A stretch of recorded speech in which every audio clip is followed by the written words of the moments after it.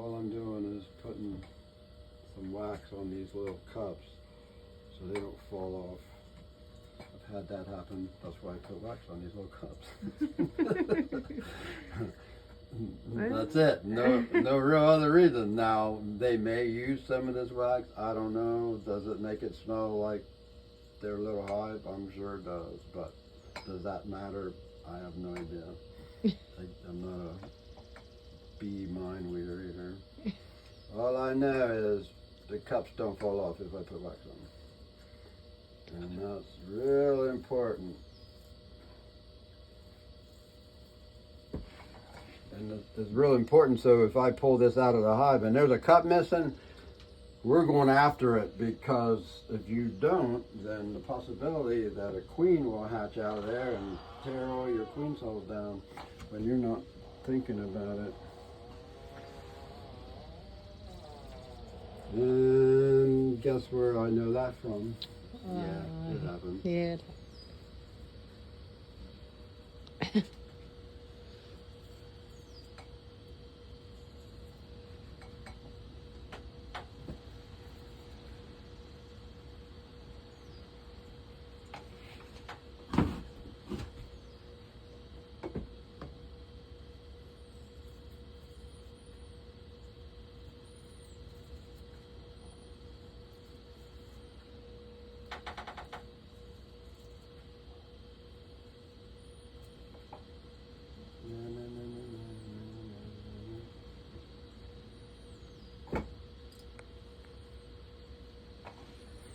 All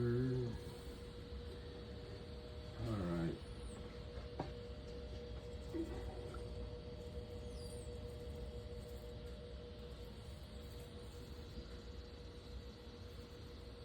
We can talk about why I graft.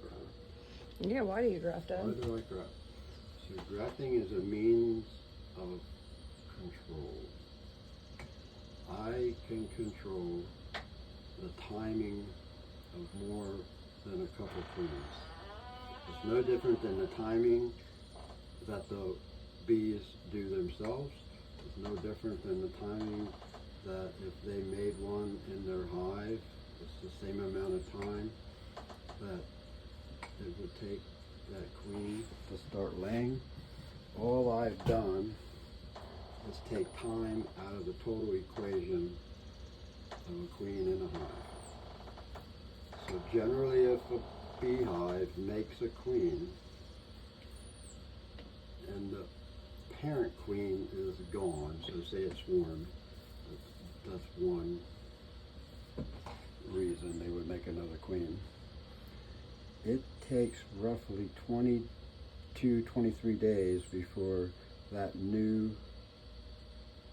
queen, she hatches out, she's a virgin. That takes about 12 days. Takes about 4 days so she can get her act together to even fly. So now you're at 16 days. And then when she comes back from a mating flight, if that all goes well, it takes another 10 days for her to move the sperm and to start laying eggs. So that's about 20, what are we looking at? 22 up to 24 days, right? That's a long time in a beehive's life. So you don't have any worker brood at that time left. You'll have a little drone brood, but your worker brood is gone. So that's why we do this. Because I'm gonna graft basically it's a 12-hour-old larva. We're going to put them in these queen cups. We're going to put them in a what they call a cell builder, which is a really large populated hive with young bees that is hopelessly queenless. That means there's no way they can make a queen in that hive. And then we put this in there. And they're, oh my God, we can make a queen, right? And they start what they call pulling the cells, turning these into queens. Now, the benefit of that to me is now I have control, I have timing, I know when I'm going to have queens, I know when they're going to hatch, I know when they're ready to fly.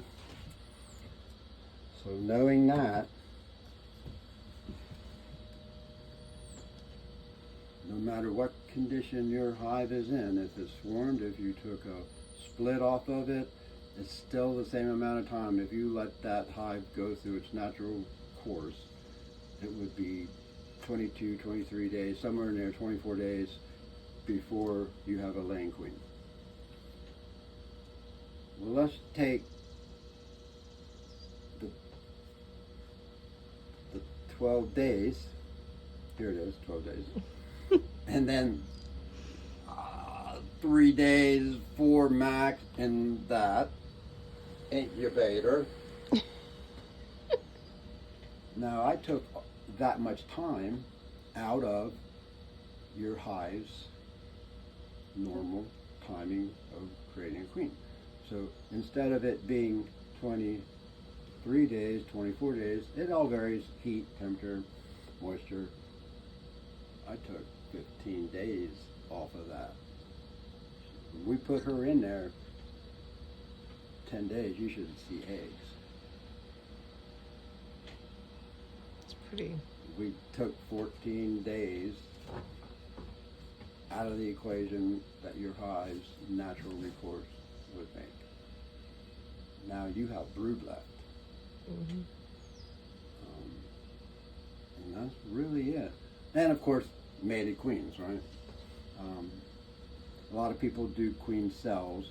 It's easier because a virgin queen, you have had to remove the queen from the hive, no matter if it's a little mating hive or if it's a full-size hive, or if it's a split, it doesn't matter.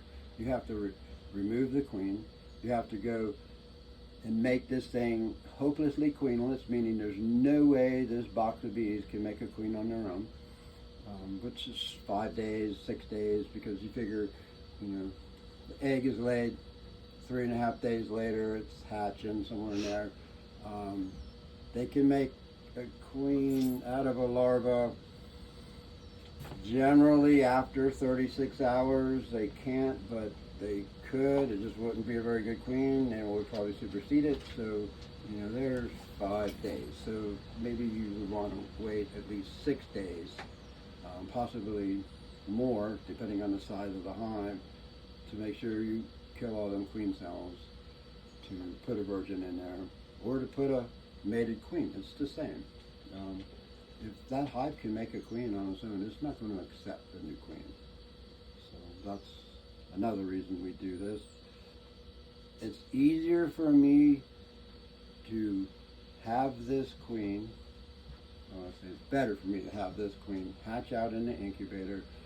I can take her, put her on my little table, I can watch her antenna, I can watch her legs moving, she's buzzing her wings, there's nothing wrong with this queen. Plus, I can mark her right then. Put her in the mating boxes, put her in a hive, you come get one, put them in your hive, flies, mates, comes back, it's got a dot on her that you put in there because we use fluorescent colors. So it wasn't an accidental queen came from somebody else's hive that they marked the color green, right? So control, it's all about control. The control of the timing of the hive, that's all we're doing. Now, with that, we can say, okay, I really like these queens. My buddy's got some hive that is just exceptional. We're going to go get some eggs and wait till they hatch, and we're going to propagate from them hives. So it's a matter of selection, the best hives around. And we put them out in our yards. And if it's not a nice hive, it disappears. We won't say how they disappear, but they disappear. But no, if you got a crappy, mean hive, that's not too hard. Just move your hive and let all the dum-dum bees end up somewhere else, and then take the brood and chop it up and put a new queen in there. It's not that difficult. People, I think, are afraid. You shouldn't be. I believe you should really understand the brood cycle of a hive, and you should understand the life cycle of a queen. And then that'll make it so much easier on you. You won't have your hives swarming, because we went into all our hives and we took the queen and took some brood and took some bees in that box and took it. They think they swarmed. We took the swarm right out of them. We let them pull queen cells because that's an emergency response. We go back 5 days, 4 days, all depending on what we're looking for. If we're going to put a virgin in there, it's 5 days, maybe even 6. Tear down all the queen cells, put the virgin in, they get her out overnight. She's flying the next day. Mother Nature, she allows it. In 10 days, she's laying eggs. Our hives are requeened. It had a small brood break, which that was nice for the mite control. And we're coming into a nice flow. So these bees are going to pull you in some honey, because there's that period of time that there's nobody to feed.